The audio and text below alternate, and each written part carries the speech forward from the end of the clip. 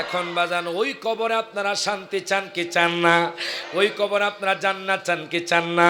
আপনি যখন মারা যাবেন আপনার বাবা আপনার সাথে যাবে না, আপনার মা আপনার সাথে যাবে না, আপনার সম্পদ আপনার সাথে যাবে না, কিন্তু তিনটা জিনিস আপনার কবরে যাবে। ইদা মাতাল ইনসানু ইনকাতা আনহু আমালুহু ইল্লা মিন তালাতা, ইল্লা মিন সাদাকাতিন জারিয়া আও ওয়ালাদিন সালিহিন ইয়াদউ লাহু আও ইলমিন ইউনতাফাউ বিহি। প্রত্যেকে জবানটা খুলে কোন মারহাবা। বাজান রে, আমি আপনি যখন দুনিয়া থেকে চলে যাব কিছুই আপনার সাথে যাবে না, তবে তিনটা জিনিস কবরে যাবে। প্রথম নাম্বার হলো এই যে মিলাদুন নবীর মাহফিলে দান করছেন, বাজান মসজিদ মাদ্রাসায় দান করছেন, বাজান রে এই দান আজীবন আপনার কবরে যাবে।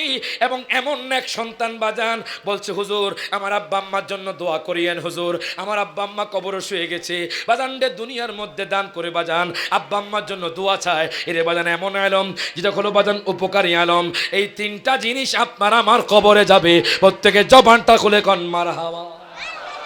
এখন এই তিনটা জিনিস যাক, আপনারা চান না?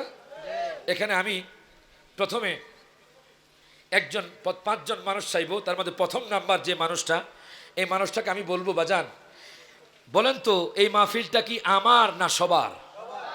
জমা খুলে কার? সবার। মাহফিল কমিটিরা কষ্ট করে বাজান এই মাহফিলটা সাজাইছে, কথা কোন ঠিক কিনা? দুনিয়ার মধ্যে আমি আপনি চিরস্থায়ী থাকতে পারবো না বাজান। আপনারা দেখেছেন কোন মানুষ দুনিয়া